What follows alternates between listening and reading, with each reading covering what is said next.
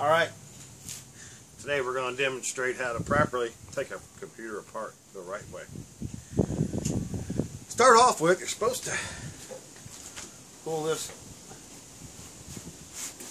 Oh, that always helps. I can't get this one apart. Well, there's only one way to do it.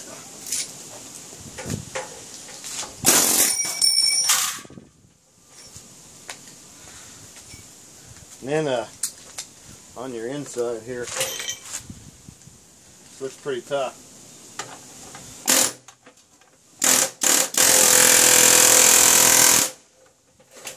Nope, that ain't working.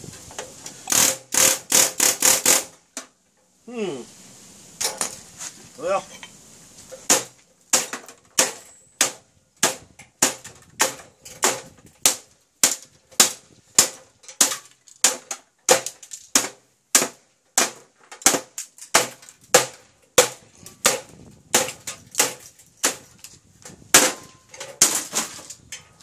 when all else fails, use a hatchet.